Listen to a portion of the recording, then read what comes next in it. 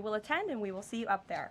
Tomorrow, President Trump will host a Board of Peace meeting at the Donald J. Trump Institute of Peace, where he will announce that member states have pledged more than $5 billion towards the Gaza humanitarian and reconstruction efforts, and have also committed thousands of personnel to the International Stabilization Force and local police to maintain security and peace for Gazans. Tomorrow afternoon, the president will travel to the great state of Georgia, where he will visit 2 local businesses and give a speech on his efforts to make life affordable for working people. On Friday, President Trump will host a working breakfast with governors in the East Room here at the White House. And on Saturday night, President Trump and the First Lady will host the annual Governor's Dinner. Next, I'd like to provide an update on the economy. We're seeing promising signs every day that 2026 is going to be a record successful year for the American people, just as President Trump promised them. The January jobs report shattered expectations, highlighting how the president's pro-growth economic agenda is fueling American prosperity. The economy added 172,000 new private sector jobs to kick off the year. That's more than 2.5 times economists' predictions. The labor force participation rate went up while the unemployment rate fell. The prime age labor force participation rate is now at its highest since 2001. Most importantly, 100% of all job creation under President Trump continues to be in the private sector. This is truly remarkable. That's 615,000 private sector jobs that have been added in President Trump's second term thus far. These are real working people. These are real American families who will be living out their American dream. Meanwhile, federal government employment has shrunk to its lowest level since 1966, saving taxpayers $29 billion annually. And all of the net job growth under President Trump has gone to native-born Americans, ending the disgraceful pattern under Joe Biden of job gains going to non-citizens and illegal aliens. Additionally, on inflation, the new CPI report is even more proof of the progress made by President Trump. Despite all of the doom casting from the so-called experts, the president has managed to utilize powerful tariffs to secure trillions of dollars in investments into our country and rebalance our trade deals while simultaneously cooling inflation. Year-over-year inflation fell to 2.4% in January, beating expectations again and marking the lowest level since May. Core inflation, the best measure of inflation, dropped to its lowest level in nearly 5 years. Meanwhile, real average hourly earnings for all private sector workers rose in the month of January, which means more money is going back directly into people's pockets. After only 1 year of President Trump back in office, real earnings for all private sector workers have outpaced inflation by nearly $1,400, earning back roughly half of the $2,900 they lost under Joe Biden when 40-year high inflation was stealing Americans' purchasing power. President Trump's policies are and will continue to allow Americans' incomes to go further for bills, retirement, and achieving the American dream. A key part of the American dream is buying a home, and that is finally becoming more affordable under this president. This past week, it was announced the annual mortgage cost for a new home has fallen by $4,000 so far under President Trump, after rising by roughly $15,000 under Joe Biden.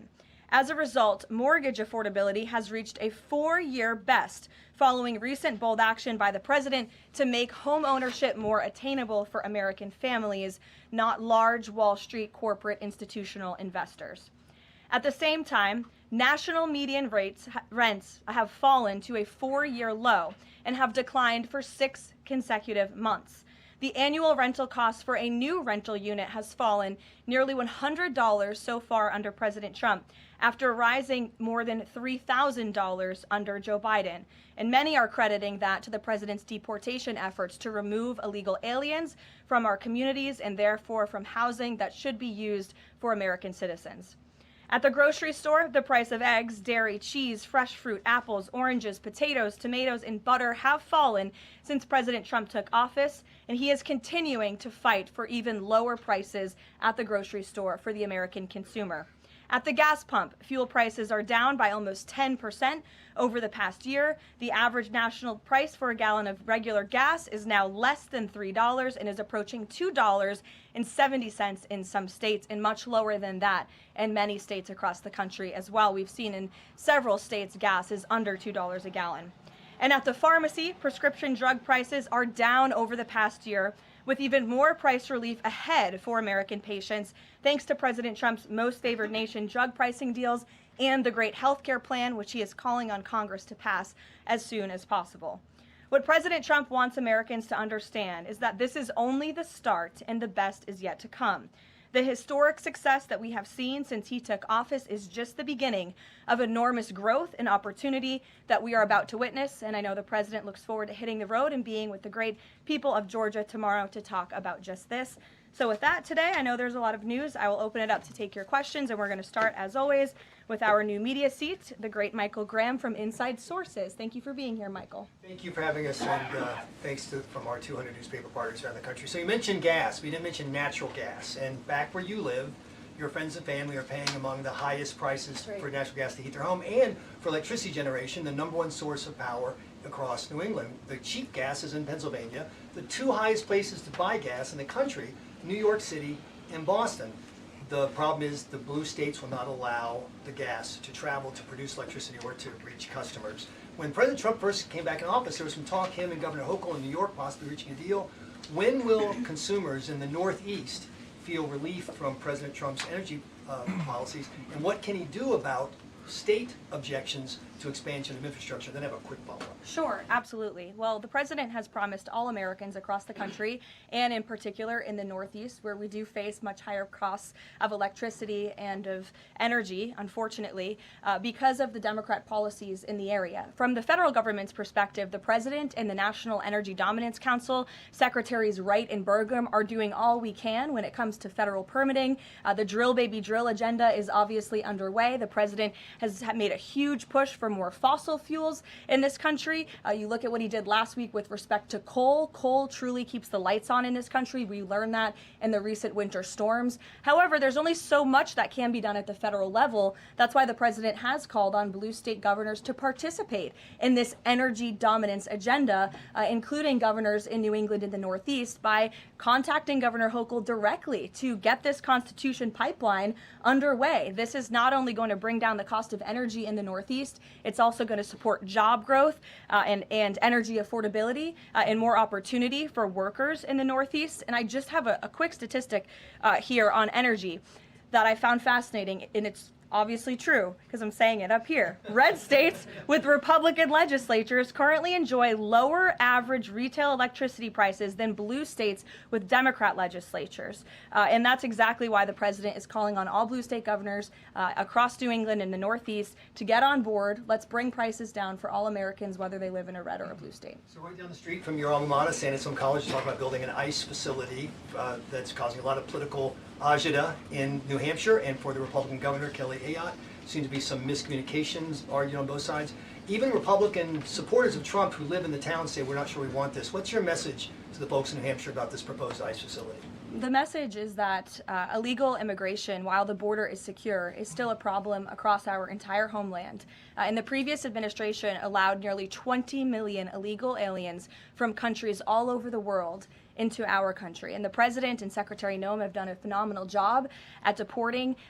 Nearly 3 million illegals have left the country either through deportation or self-deportation over the past year. But obviously there are a lot more illegal alien criminals left in our homeland. That includes in New England. There are many within our communities in New Hampshire, in Maine, and definitely in Massachusetts and in the Boston suburbs that need to be arrested, detained, and deported back to their home countries. And so the president and Secretary Noem, and I know ICE, are engaged with local governors across the whole country, including in New Hampshire, to open more detention facilities. This is an unfortunate consequence of the previous administration's border invasion that the president has thankfully put a stop to, but of course we still need to grapple with the illegal alien criminals who are here, and that requires more detention space. Thank you, Michael. John. Garrett. On Iran, I'm not asking you for like military secrets here, but can you You share? know I would be so unwise. Unless you want to give them. Can you share a little bit about the president's thinking on whether or not to strike Iran, who he's talking to, what information he's consuming, and why a strike might be necessary on a nuclear program he says was obliterated by the last U.S. strike? Well, there's many reasons and arguments that one could make for a strike against Iran. The president had a very successful operation as commander-in-chief with Operation Midnight Hammer, as you know, as you just said, totally obliterated Iran's nuclear facilities.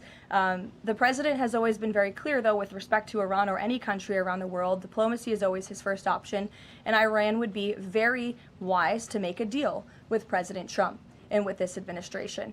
He's talking to many people. Of course, his national security team, first and foremost, and you know who the members of that team are. And this is something, obviously, the president takes seriously. He's always thinking about what's in the best interests of the United States of America, of our military, of the American people, and that's how he makes decisions with respect to military action of any kind. And on the flip side of that, he's got the State of the Union speech next week. If he is going to take military action, does the administration believe it's important to sort of convince the American people, sell the American people? Will we hear something about that in the State of the Union to make the case for why something like that might be necessary to risk American lives? Look, again, I'm not going to engage in a hypothetical. Good try, Garrett, but you can't catch me there. I will say, with respect to the State of the Union, you'll be hearing more about what is to come from the president's speech very soon at the appropriate time. It is going to be a very good and powerful speech, so everyone should tune in. Ed. Karoline, thank you. I got two questions for Sure. you. About Independence Hall in Philadelphia, the administration's decided to appeal a judge's ruling that in essence was trying to put the slavery displays back, arguing that the federal government believed it had the power to dissemble and disassemble historical truths when it has some domain over historical facts. The judge said it does not. The administration said that you were planning to put up updated interpretive materials and provide a fuller account of the history of slavery at Independence Hall. What more was the administration, or is the administration, planning to add? I'm not familiar with this specific instance, Ed, to be honest with you, but I will check in with the appropriate people who are overseeing this, and we'll get you a more firm answer. One other question. Then, yesterday in his statement about Jesse Jackson, the president said, despite the fact that I'm falsely and consistently called a racist by the scoundrels and lunatics on the radical left, Democrats all, it was always my pleasure to help Jesse along the way. Where or when does the president believe he's been falsely called racist? You're kidding, right? No. I will pull you plethora of examples. I'm going to get my team in that room to start going through the internet of radical Democrats throughout the years, Ed, who have accused this president falsely of being a racist. And I'm sure there's many people in this room and on network television across the country who have accused him of the same. In fact, I know that because I've seen it with my own eyes. And the president very much looks forward to having an event later this afternoon at 3 p.m. to celebrate Black History Month and to talk about how his policies are advancing opportunity and prosperity for all Americans through record tax cuts, through the Trump accounts that all Americans can access regardless of race. These are a great thing for the next generation of Americans. The president has also awarded hundreds of millions of dollars in additional funding to strengthen educational outcomes at historically Black colleges and universities across the country. Again, the president is protecting the hard-earned benefits of the 2.4 million Black veterans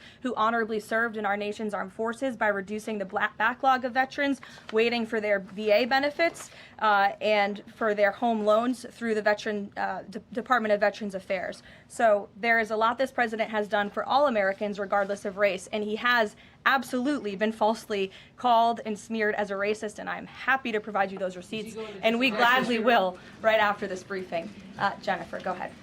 You mentioned the $5 billion in pledges for the Board of Peace. Will we be able to get a breakdown of which countries are providing each of those pledges? Yes. And which countries are providing troops? Sure. We're happy to provide that breakdown, and I'm also happy to provide the list of countries that will be attending tomorrow. I know it's more than 20 countries. I know there's a lot of interest in that.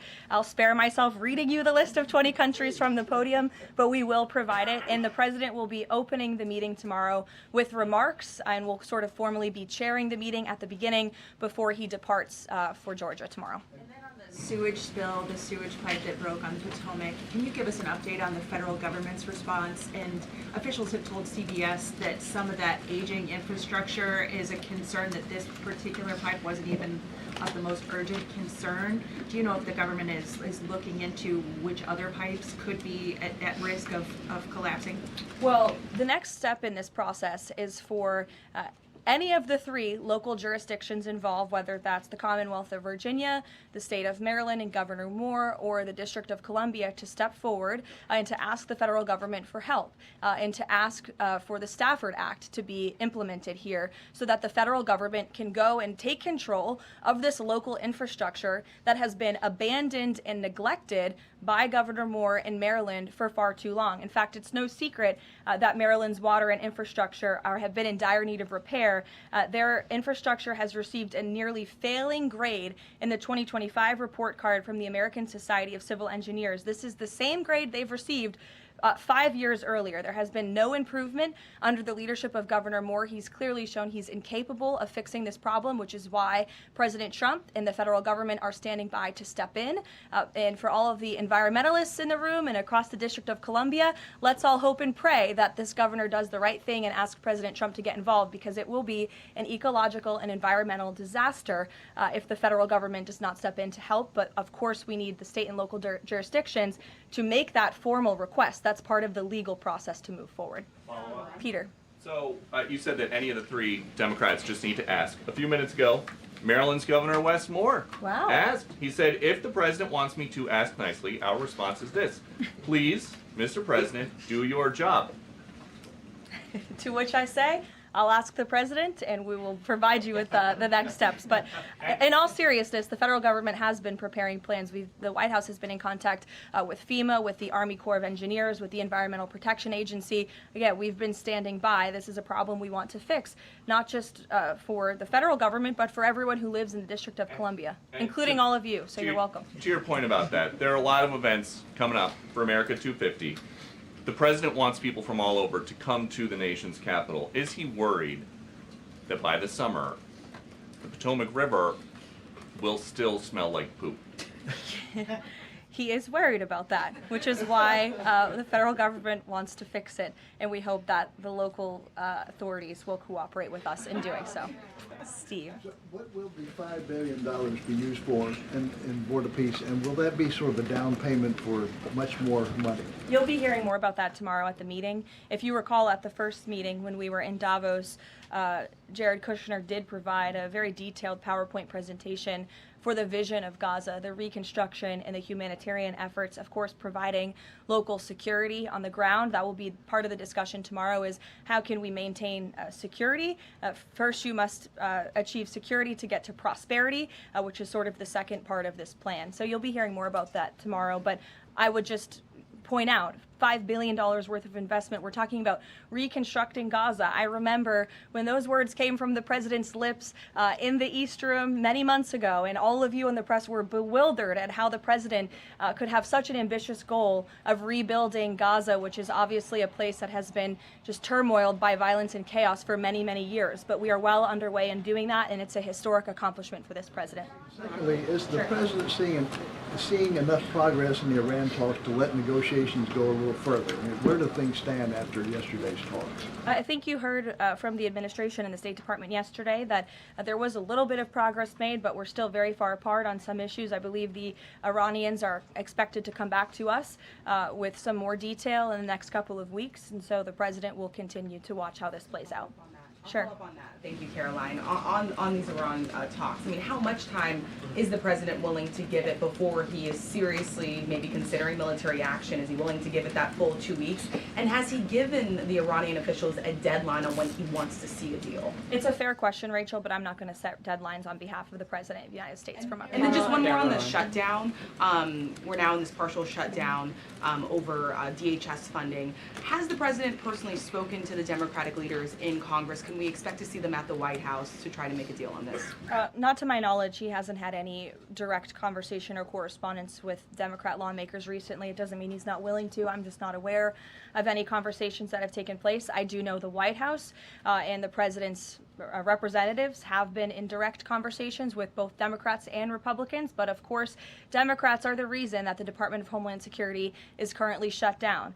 They have chosen to act against the American people for political reasons, and now we have FEMA workers, the men and women of the United States Coast Guard, men and women of TSA who keep our airports moving, who will be working without paychecks for no good reason other than the Democrats wanting to pick a fight with Donald Trump. And the president thinks that is irresponsible and despicable. He wants the government to be open. We've been engaged in good faith negotiations with the Democrats. Last night they sent over a counter proposal that frankly was very unserious, and we hope they get serious very soon because Americans are going to be impacted by this. Sure. Thanks, Caroline. President Trump has talked about a forthcoming executive order on voter ID. Is there more details you can provide about for that? And can you talk about any steps that you're taking to overcome court challenges that you've kind of faced in this area before on voting? Well, as the president said in that Truth Social post, he's discussing and exploring legal options for a potential executive order with respect to voter ID, but this is something he's made very clear he wants Congress to get done. The Save America Act is a common sense piece of legislation that has now passed the House of Representatives to ensure that voter ID is a requirement in the United States of America. This is a common sense policy that nearly 90% of the country agrees with. You need an ID to go and purchase alcohol. You need an ID to go to the library and check out a book. And so the president thinks you should have an ID to vote in our nation's elections. And I know the vast majority of Americans agree with him on that. And he wants Congress to move quickly to get it done. Sure. On Cuba, you know, it's increasingly being described as a humanitarian crisis. What is a successful outcome for the U.S. that the U.S. wants to see in Cuba? Is there anything less than regime change that would be considered success? I think, as Secretary Rubio has articulated and the president himself, we obviously want to see flourishing and prosperous democracies all over the world, especially in our own hemisphere. I'm not dictating any actions the United States may take to get there, but of course that's in the United States' best interest to have Cuba be a truly free and prosperous democracy. Unfortunately, right now, that is not the case. They are a regime that is falling, their country is collapsing, and that's why we believe it's in their best interest to make very dramatic changes very soon, and we'll see what they decide to do. Sure. Thank you so much. Following up on Gaza, this $5 billion, who exactly would be in charge of managing this money? Would that be the president himself making the final decisions on how these funds are spent? It will be the Board of Peace, which the president is, of course, the chairman of, but all of the member parties, I believe, will have votes on the funding. And then, of course, there is that technocratic layer underneath the official Board of Peace with the member countries that will be making decisions as well. So if you just go back and look at the first event that we had where we sort of unveiled the structure of the Board of Peace, that structure remains in place, and they'll be overseeing the funds that will be announced tomorrow for their reconstruction and humanitarian efforts. Sure. Another question on that Board of Peace announcement. You mentioned there will be the announcement of who comprises that International Stability Force. How soon will that force be deployed? And have all of the regional partners, all of the regional countries signed off on the makeup of that force? I don't have a timeline for you today, but again, I'm sure you'll hear more about this tomorrow. So you'll join us at the event. Deanna. Thanks, Caroline. Two questions. Sure. First, the president has talked a lot about housing affordability, and several countries that are facing housing shortages, including Canada, for example, have imposed a ban on non-citizens, like foreigners, from buying their houses. Do you know if that's a strategy that the president would be willing to deploy? Well, first of all, the president is obviously committed to deporting illegal aliens from our country and those who are not lawfully present in the United States, which he has done at a record pace, which has led to the falling of rents, as I pointed out in my opening remarks. Secondly, the president has recently announced that he is fighting for a ban on institutional investors and Wall Street billionaire corporations from buying up single-family homes that should be lived in his opinion, by American families. We know this is going to have a remarkable impact on the housing market and on prices and supply and demand for the American consumer and the American family. And then thirdly, the president is also expediting permitting as fast as we possibly can to build more homes, to increase supply, to obviously bring down the cost of home ownership and purchasing homes for the American people. And then also, as I mentioned as well, we do see mortgage rates falling. So all of this is combining to make housing more affordable in this country. There's still a lot more to do. The president is still digging his way out of the mess that was created by Joe Biden's administration in jacking up mortgage rates and jacking up housing costs. But we do see very positive trends in this direction. And the president wants the United States to be a nation of owners, not renters. He wants families to live in homes, not institutions and big corporations. Michael. Ukraine, Caroline. Secondly, on Ukraine, Sure. yesterday Zelensky said in an interview that he says that it's not fair that the president is saying that Ukraine has to make concessions. He's saying this publicly, and not Russia. Has the president seen these comments? And when the president says that Ukraine has to make concessions, is he referring to giving up Donbass? I think the president would respond to that by saying he does not think it's fair that thousands of Ukrainians are losing their lives, and Russians too, in this deadly war. And that's why the president and his team have committed a tremendous amount of time and energy in bringing this war that is very far away from the United States of America, but nevertheless, this is a president of peace. And so he's committed a tremendous amount of time and energy to bringing this war to an end. Just yesterday, there was another round of trilateral talks between the U.S., Russia, and Ukraine. There was meaningful progress made in both parties. Both sides agreed to update their respective leaders and to continue to work towards a peace deal together. So there will be another round of talks in the future, but I think the president views this entire situation as very unfair, not just for Russians and Ukrainians who have lost their lives, but also for the American people and the American taxpayer who were footing the bill for this war effort before President Trump put a stop to it. And I would just remind everyone around the world that the United States is still selling weapons to NATO that are then being sent to Ukraine in their defense of their freedom in their borders. Michael. Caroline, Russia is reportedly joining Iran for joint naval exercises in the Gulf of Oman this week. Has the president issued any kind of warning to Russia or even China not to involve itself if the U.S. decides to strike Iran? Not to my knowledge, no, or not that I would dictate from this podium. I wouldn't reveal the president's private conversations with world leaders. With respect to that, again, when it comes to Iran, the president has a decision to make, and he will do that, and I'm not going to broadcast what that decision may be ahead of him. President Barack Obama, Caroline, was recently asked if aliens are real. He says they're real, but he hasn't seen them. The president's daughter-in-law, Lara Trump, told Miranda Devine of the New York Post that the president has a prepared speech on this issue that he prepares to deliver at the right time. Is that true? And does the Trump administration believe aliens are real? Well, a speech on aliens would be news to me. That sounds very exciting, though. I'll have to check in with our speech writing team. And that would be of great interest to me personally, and I'm sure all of you in this room, and apparently former President Obama, too. So we'll keep you posted on that. Tyler. The White House has touted an unprecedented amount of cooperation with counties in Minneapolis after the negotiations with Tom Homan. Are those written or verbal deals with the sheriff? How many have agreed to cooperate on immigration enforcement who previously refused to do so? Yeah, the last time I spoke with Mr. Homan, which was just a few days ago, he assured us that nearly every single county in the state of Minnesota has agreed to notify ICE when they are releasing criminal illegal aliens from their jails. This is an unprecedented level of cooperation that we have not seen. It has led to not only cooperation to detain illegal aliens in Minnesota, which just this past week I have looked at the list. They've detained some very heinous people who none of you would want living in your communities, but has also led to a much more calm situation on the ground. We've also seen, and you've seen this with your own eyes play out, the local police and the state police have now cooperated in the arrests of left-wing agitators and criminals who are unlawfully obstructing immigration enforcement in their efforts. So this is a huge win, and again, the president sent Mr. Homan to Minnesota to do a job, and he has done it well, and I think the situation on the ground proves that. Are those like written agreements that they've been signed by various officials in the state? These are agreements that have been made by state and local officials in the federal government, and we are seeing that cooperation play out every single day. These counties are notifying ICE when they are releasing criminal illegals from their jail, and we do know that they are arresting left-wing agitators who are unlawfully impeding law enforcement. There's video to show that. Show it yourself. You can view it with your own eyes. John. Thank you, Caroline. You mentioned two things.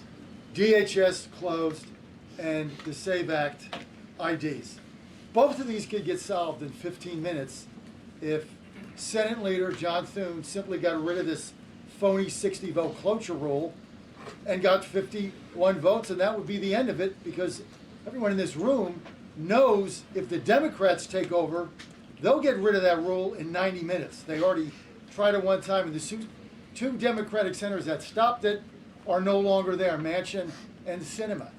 President Trump is backing a lot of these senators for re-election, and yet they will not get rid of the 60-vote cloture rule, which is holding everything up. What is the president's position on John Thune in the Senate finally getting rid of this so this legislation can get moved? Well, the president has a good relationship with Senate Majority Leader John Thune. They keep in very close contact, and they work together all of the time. I hear your passion in your voice, and I know it's shared by many Americans across the country, including the president himself. He wants to see the SAVE Act voted, and he's expressed that both publicly to all of you, the American people, but also privately in his conversations with Senate Majority Leader Thune and many other members of Congress as well. Yes, Rav, go ahead. Good to see you. So J.B. Pritzker just recently signed the bill. The law went into effect in January, and it's supposedly going to allocate about $2.5 billion to illegals to go to college and financial aid in the state of Illinois. What is the White House's reaction to this? Illinois is already, by 2027, they're supposed to have a $3 billion deficit. What's your reaction to that? Yeah, we'll have to take a look at that. I would say the president certainly thinks that Governor Pritzker is not doing a very good job of managing his state, as evidenced by not only the waste, fraud, and abuse, but also the crime in the city of Chicago that unfortunately Governor Pritzker has refused to pick up the phone and call the White House and ask for help on, which is something his residents want him to do, but he refuses to do for political reasons. As for the specific money, we'll take a look and get you an answer. You're welcome. John. Thanks a lot, Caroline. Two questions. One is about the president's trip to Georgia tomorrow. If you can provide some additional information about that, why Northwest Georgia was chosen for this particular trip, for instance. Sure. Well, Georgia is obviously a very important state to the president and to the Republican Party, and the president loves the people of Georgia. He'll be touring, like I said, a steel facility, and then he'll also be stopping by another local business, and he will be giving remarks on affordability, on the economy, on all of the great economic news that I just shared with you earlier. He'll be meeting and greeting with everyday Americans, and that's what the president loves to do, to get out across the country, and he's spoken about his intention to go across the country a lot more, and obviously tomorrow's trip is evidence of that. Secondly, last week, as you know, big event that took place in the Roosevelt Room, the president announcing that the EPA has repealed these federal limits on emissions for cars, trucks, and power plants. And in the president's presentation, he mentioned that American families will save $2,500 for a new car or truck.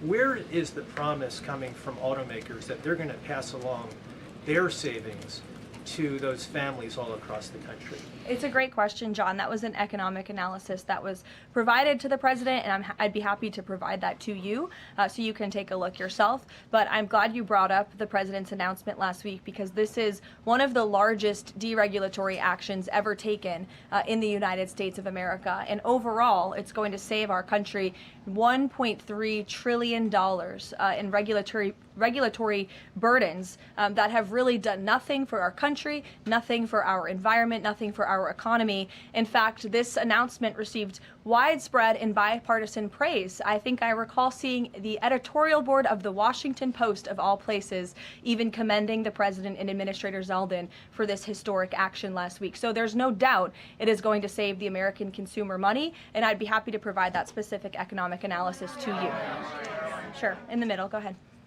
Yes. Thank you. Governor Moore in Maryland signed a bill that is ending the law enforcement cooperation with ICE. And by doing that, a lot of local sheriffs are not happy, and in fact, they met today in Annapolis to come up with legal action. What is the message of the White House to those sheriffs and to the residents of Maryland? Well, first of all, it's another despicable action by Governor Wes Moore. Why would you prevent your state and local law enforcement from cooperating with federal law enforcement? If you just ask them, to your point, if you ask a sheriff across the country if they want to have that level of cooperation and coordination with the federal government, of course they do. It makes their jobs easier. It keeps them out of hostile and dangerous environments. It allows them to detain illegal alien criminals who have committed heinous crimes in our country with the most safe circumstances possible. So the president, of course, continues to always stand on the side of law enforcement, and this is another just horrible and frankly political action taken by Governor Wes Moore, and unfortunately the people of his state are going to reap the consequences of it. Sure. Thank you, Caroline. President Trump just said on Truth Social that it would be a big mistake for the UK to hand over control of Chagos Islands to Mauritius. But the State Department earlier this week has said the U.S. does support that handover. So does this post now suggest that the U.S. does not, or that President Trump has changed his mind on this? The post should be taken as the policy of the Trump administration. It's coming straight from the horse's mouth. When you see it on Truth Social, you know it's directly from President Trump. That's the beauty of this president and his transparency and relaying this administration's policies to all of you and to the rest of the world. Carrie, go ahead. There's been a series of walkouts from public school students that have been sort of provoked by a number of public school administrators.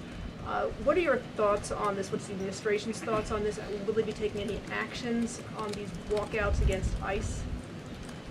Look, I think obviously the president and the administration support the First Amendment rights of all American citizens, and if they're peacefully protesting, then that's their constitutional obligation and right and responsibility to do so. Of course, the administration also wants to see American school children in school learning and educating, and I think it does speak to the left-wing bias that is unfortunately very present in our nation's public school system, and it's something that Secretary McMahon has been working very hard to root out of our public school system by ensuring that local governance and local control takes place over our nation's public schools, and that parents and educators closest to students have a greater say over curriculum and academia in our country. Take a couple more. Go ahead. Thank you, Caroline. The Vatican announced earlier today that they would not be joining the Board of Peace initiatives over concerns that it could potentially compete with the United Nations over handling crisis conflicts. What's the White House's response to that? Yeah, look, we saw that. I think it's deeply unfortunate. I don't think that peace should be partisan or political or controversial. And of course, the administration wants all those who were invited to join the Board of Peace to join. Because again, the Board of Peace is overseeing the reconstruction of a territory that has been plagued with violence, with bloodshed, with poverty for far too long. And this president has a very bold and ambitious plan and vision to rebuild and reconstruct Gaza, which is well underway because of the Board of Peace. This is a legitimate organization where there are tens of member countries from around the world, and we think that's an unfortunate decision. In the back, sure. Thank you, Caroline. I'll go to both of you, sure. Okay. Go ahead, and then Jake, you can go. Caroline, can you tell me, is there an update regarding the tariff rebate checks that the White House has promised? I don't have an update for you on timeline, but I know that it's something that the president and his economic team continue to very seriously discuss. Thank you, Caroline. I've got two questions. First, does the president see some sort of religious or prophetic component to the unfolding developments in the Middle East? I haven't spoken to him about that particular perspective, to be honest with you, but of course the president wants peace for all people of all faiths all around the world, and that's part of his push to create peace in the Middle East, which he has done successfully. And my second question is, as his popularity rises around the world, and especially in regions where he's invested so much effort in promoting peace and ending wars, do you think we might be watching the emergence of a global MAGA movement? Is this something that the president has discussed at all? Well, I don't know, Jake, but I sure hope so. Take a couple more. Go ahead. Sure. I wanted to ask you about Iran. As the U.S. military builds up around Iran, is President Trump coordinating war plans with Israel so that if he does decide to strike, that Israel will be a part of those strikes? Look, I don't have any specifics on the president's recent conversations with Israel. As you know, Prime Minister Netanyahu was just here at the White House last week or the week before. But again, with respect to Iran, there was some progress made yesterday. There are still a lot of details to discuss, and we'll continue to see how this plays out. The United States government, of course, is always in close communication and correspondence with the state of Israel, and that starts right at the top with the president and Prime Minister Netanyahu themselves. One more. Go ahead. Last week we saw the underlying affidavit for the search warrant that was executed in Fulton County, and there was not any mention in that document about foreign election interference in the 2020 election. I'm wondering if DNI Gabbard has uncovered that in Georgia or in Puerto Rico, where we know her team was sent as well. I don't have any updates for you on that today. I would defer you to the director's office herself. Karoline, Sure. two questions. One on the president's schedule today. It says he has signing time. What is he signing today? Are we expecting executive orders or actions? That's the first question. And then second, the Wall Street Journal is reporting that a U.S. arms sale package for Taiwan is in limbo. Can you just confirm this reporting / offer any additional comment? And how concerned is the administration that if an arms deal with Taiwan went through, that this could disrupt the China-U.S. Trade truce? Sure. Well, I haven't read the full Wall Street Journal report. I will just say with respect to an arms sale to Taiwan, I don't have any announcements or updates on that for you today. And to your first question about what the president will be signing, he will be signing an executive order, which you will all be hearing about later this afternoon, and you will see him in 1 hour at the Black History Month reception. We'll see you there. Thank you.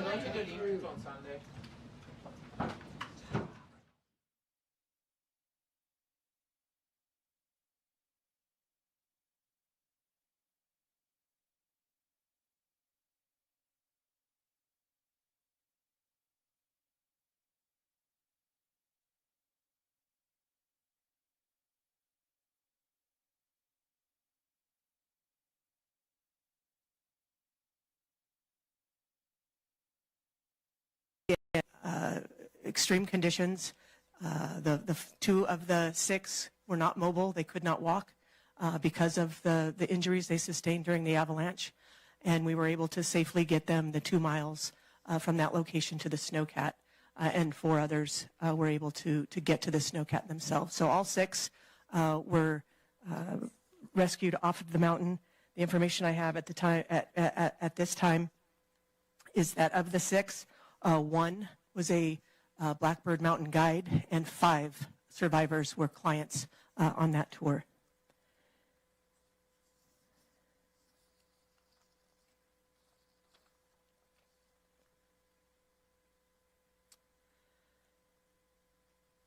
Of the folks that are missing, so again, a total of 11, right?